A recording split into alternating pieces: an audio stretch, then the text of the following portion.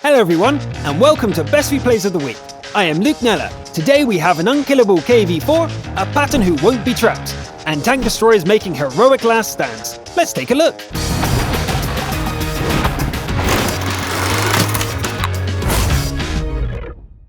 This week we'll start with an indestructible wall of Soviet steel. One of the nicknames of the KV-4 is the Terminator, and it's easy to see why. Ben Shinobi is going to show us how much punishment this tank can take. The standard battle was fought at the mountain pass on the EU server cluster. The KV is by far the heaviest machine on the field, so Ben decides to tank for the whole team. The battle starts, and he takes the steel beast forward to claim the central position. This is where you go if you want to take on the whole enemy team. As expected, a torrent of fire is unleashed upon the KV. Finishing off the Type 58 leaves the tank at a bad angle and results in a punishing hit to the ammo rack. The armor is holding for now, but the repair kit and more than a third of the hit points are gone. Ben angles the hull and fires his gun when he can. Ouch! There's no armor thick enough to take a shell from the KV-2 howitzer. Some of the enemies are starting to figure out weak spots. Maybe adjusting the angle of the hull would help. The incoming fire just seems to intensify. Ben takes care to angle the turret for maximum deflection when he's not taking a shot. The KV-4 holds on, but occasionally a shell punches through. The Tiger II decides to take point, and not a moment too soon. There are limits even for the KV-4. Ben uses the opportunity to finish off the dangerous AMX Heavy. Adjust the angle again? Actually, it seems like the battle has moved on, and the Allied base is open to attack. It's time to leave this position. This is bad. Ben lands a solid hit, but the light tank will make short work of the engine deck. A little help. Phew, thanks T-21, that was a close one. Back on the front line, and here's the troublesome KV-2 from before. Die! The T-21 puts in the final nail and sets the score to 8-8. 98 HP with the ammo rack and engine damage. Plenty still to do. Wow! Taking shells from an IS-3 is pretty risky, but it sure helps the team finish off that powerful enemy. The situation on the riverbed has been sorted out, and Ben rolls forward to meet the remaining enemies head-on. Brilliant angling on the bridge makes every shell bounce off. And their Super Pershing is gone.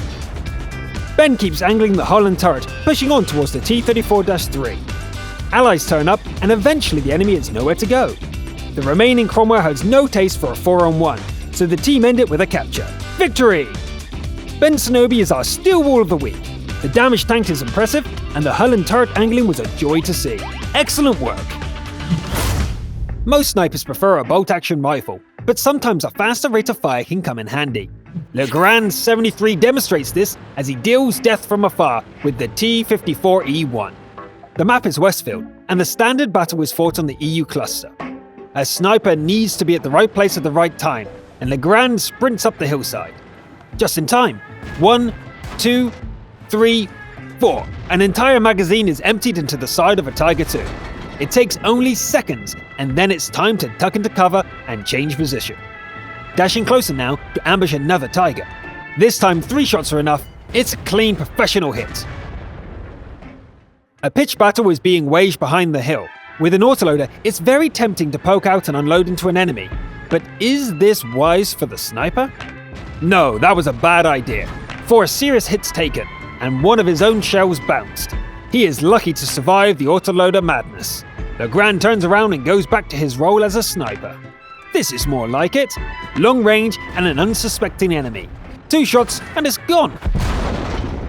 Not wanting to reload just yet, Legrand looks for a target for the other 2 shells. Firing through the garden wall makes one of them miss, but his second one scores a satisfying hit on the T-34-3. Reload done, and here's the next victim. The T-44 is mostly in cover, but a sniper doesn't need a big target. Once again, 2 shots are enough. That E-75 is threatening an ally and advancing on the base. Better do something about it. The ally gets himself killed anyway, but the E-75 takes serious damage. It's now 2 versus 3. No time for the E-75. This WZ-111 needs to be taken care of. The remaining ally does a suicidal charge at the heavy, but luckily Legrand has time to finish the enemy off. 2 to go. The E-75 is capturing the base, but this medium tank is a more immediate threat. The sniper makes short work of it, and then it's time to deal with the last enemy. Luckily there's plenty of time for a reload. There's no room for a mistake here. The ally makes himself useful by not only spotting the enemy, but resetting the capture. Reload's done, let's go! Full speed down the slope, and the E-75 never had a chance. Victory! Autoloader or not, it's how you use the weapon that counts. Well played, Legrand73, you are our Sniper of the Week. Now it's time to kick back and enjoy big guns and heavy machinery. This week's Top Gun features a player called Chaki and his Jagdpanzer E100. This standard battle takes place on Insk, on the Southeast Asian server. The battle starts, and Chaki takes the rolling fortress west, looking for enemy. A T-54 drives straight into the gun sight, but amazingly the shell bounces off the cockroach. Was that a training round? Adding insult to injury, the TD suffers a massive hit as it turns away. But there's no time to cry about that. The next shell is ready, and the E100 is a juicy target. Boom! Next victim is the 103. It's a solid hit, but the situation is getting grim. It looks like the enemies are swarming unopposed into the capture circle. Score is 5-7. The capture is halfway, and it sure looks like a target-rich environment. Let's see what this machine can do. Boom! Did the bat think it was safe behind those railroad cars? The smaller autoloader is just a snack, but it does reduce the cap from 90%. Maneuvering is getting tricky, with enemies all around him. Chaki times it well, and the 103 is in his sights as the reload finishes. Third kill. The bat charges in, but Chaki is on the ball. The round seems to confuse the autoloader, and it dies without doing any damage. Fourth kill. This time the enemy escapes before the reload is done, and now the big TD is in trouble. The Jagdpanzer turns very slowly for this kind of fight, and Chaki can only watch as his remaining allies get taken out. A hasty auto-aim shot misses the T-62A, and it looks like this is the end. The AMX 1390 circles behind, and the medium tank closes in for the kill. Amazingly, the hull turns around just in time, and the killing shot fails to penetrate. Chaki pulls the trigger as soon as the gun is ready, and the T-62 blows up. 5 kills, but can he survive the AMX again? Turning with the damaged engine is painfully slow, and you know the artillery is looking for an opening. Where did it go? There! Let's finish this! Chaki waits in ambush, and yes! Great shot! The AMX is gone, and the enemy are down to artillery. 6 kills.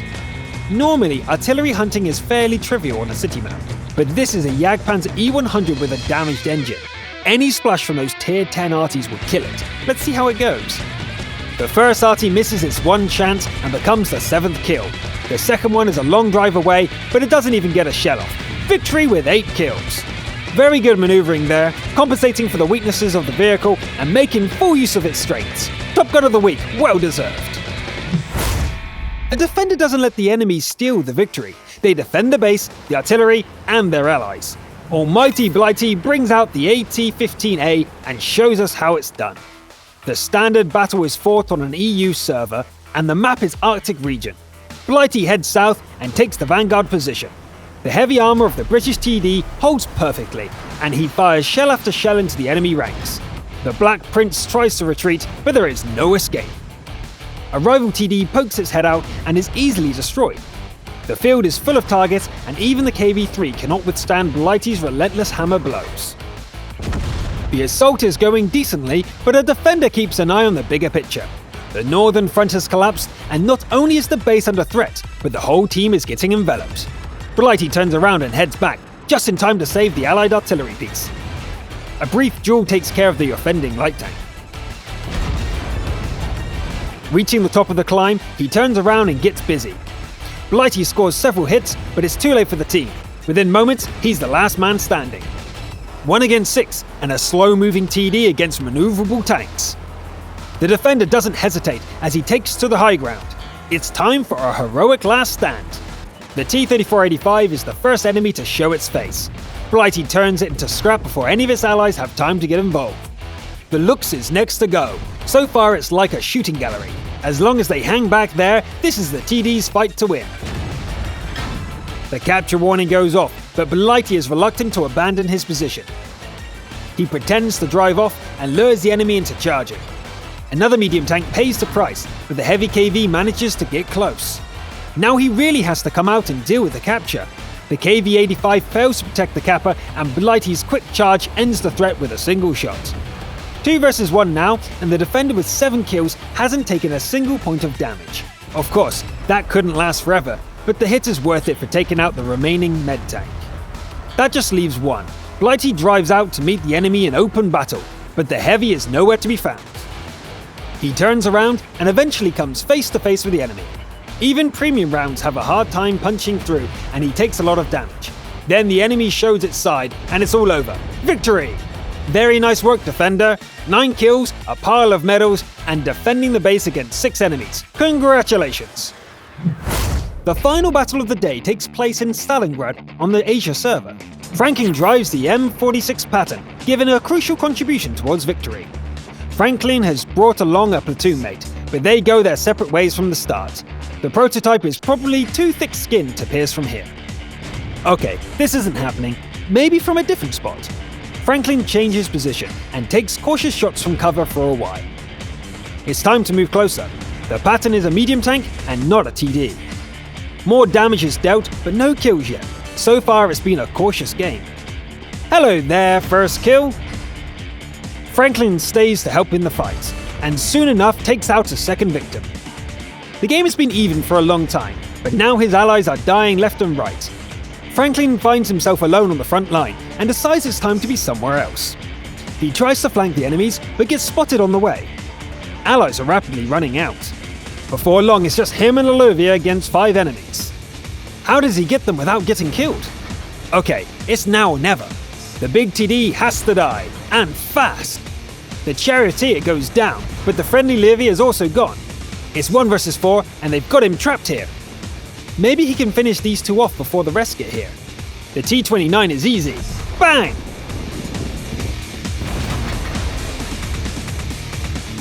Nope, that took too long. It's 3 versus 1. Here and now. Watch this though. How do you win an almost impossible fight? Take out the IS-3 while maneuvering against 2 other enemies. Then use the IS-6 for cover against the object. Dance around, forcing 1 enemy to miss and the other to bounce its shot. Finish off the IS-6, then charge the object with perfect timing. Hug it, then cripple its track when it tries to separate, and finish the job. Very nice! Let's watch the best bit again.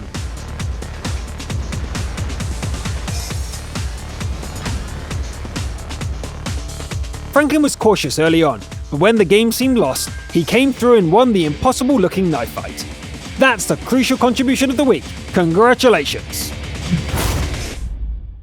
Right, that's it for today. Clickety-click on the screen to watch some older replays, or some other tank-related stuff.